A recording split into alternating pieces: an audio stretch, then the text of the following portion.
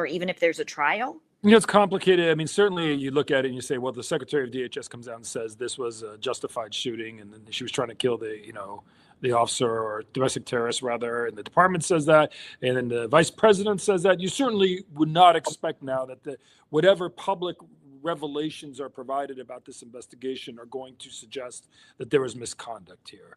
And so whether or not the actual agents who are conducting the investigation themselves, whether they put together and do a credible investigation, I have every confidence in the world they will.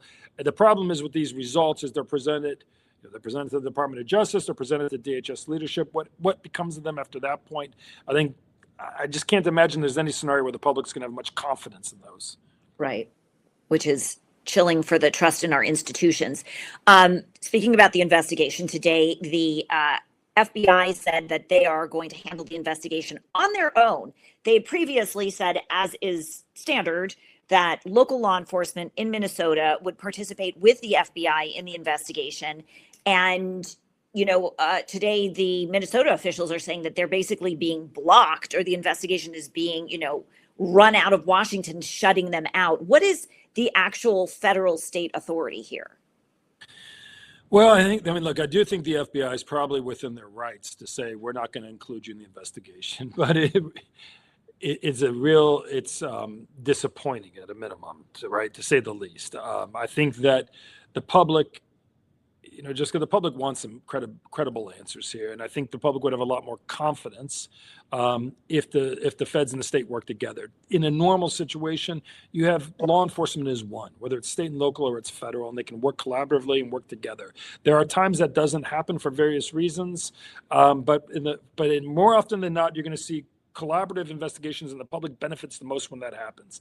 So unfortunately here, I think the FBI's initial instincts were right, saying, hey, we want to make sure there's buy-in, there's state level concern, there are partners, let's work together on this investigation. I don't know what changed or where that change came from, but when you look at what the administration is saying, where they've already concluded and basically established this is the party line, right? There is going to be this was a justified shooting no matter what this investigation reveals.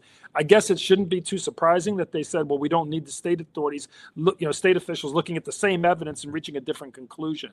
And so they just terminated them from the investigation. But Jessica, really quickly, this highlights where we are with all of this. And so many ways, it's this kind of like war between the current federal government and state and local law enforcement in a way that, as I'll just say, was so contrary to the orthodoxy during my time at DHS and ICE, and really throughout the history of DHS and ICE, which is that state and locals are our most valued partners.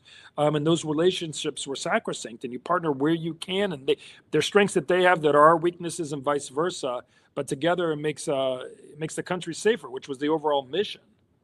Well, and the irony is that when they were out of power, the J.D. Vance in particular championed state power against the federal government. But, that's politics. Let me ask you just briefly on this one. Does the state or local law enforcement have any sort of legal recourse? You can't really sue the FBI to get access to an investigation, can you? They could certainly try to run their own parallel investigation. That's a bit of a disaster from a law enforcement perspective. And by that, they have some of their own state investigative authorities by which they could try to subpoena and compel testimony from certain witnesses. It gets complicated quickly because the ICE agents are entitled to qualified immunity. There are certain authorities I think the federal government could assert to try to block the effectiveness of a subpoena. This could get really ugly really fast, but nothing stops the state from at least attempting to conduct their own investigation. Nothing stops them from trying to maybe make charging recommendations or charging decisions in state court. As I said, though, in terms of their ability to run a traditional investigation, where what they need is they want, or amongst other things, you want access to, were there any body cameras that were being worn? You want access to that body camera footage. You want to interview the officers that were involved, all the officers that were at the scene. You want to go back and look at everything that led up to the incident and everything that followed it. You want to get some of these security camera footage that maybe the feds have already got their hands on. But it gets hard because once it's in the possession of the federal government, they probably would be able to successfully limit access to some of that information.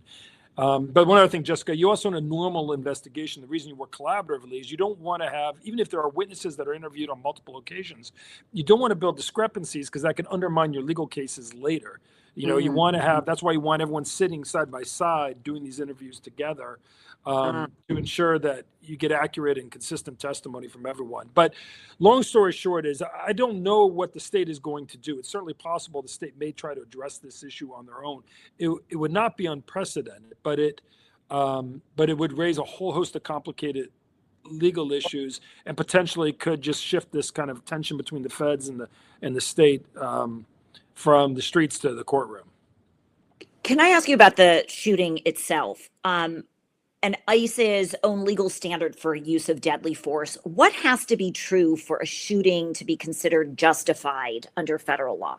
Yeah, it's the same use of force standard you see really across all law enforcement, which were you operating with a reasonable belief that you were facing imminent threat of death or serious bodily harm, you or your fellow agents, right? That's the standard. And you look at the totality of the circumstances. So, but that's a pretty consistent standard with what you see throughout law enforcement, right? That's pretty uniform. So given what we've seen on the video, with vehicles appearing to pull away rather than drive at the agent, but that's, only certain angles, who knows what else. How viable is a self-defense claim likely to be here purely as a matter of law? Yeah, I mean, Jessica, again, it's hard to say at this point, and I'm gonna choose not to do what I think others have irresponsibly. Don't rush to judgment. Rush to judgment. I mean, there needs to be, this is why you need to get a full picture of this. You certainly look at the video and it raises really troubling questions. It's hard to watch those videos. But we don't know what the officer was seeing. We don't know what he was thinking. We don't know what was going on in areas that are blocked by the camera or outside of the view of the camera. And everybody deserves the benefit of the doubt here. Right. Both. I mean, the deceased deserves the benefit of the doubt. We can't label her a domestic terrorist without knowing anything about what were the circumstances, that led her there to that day, or why she was there, or why she was there at all, or any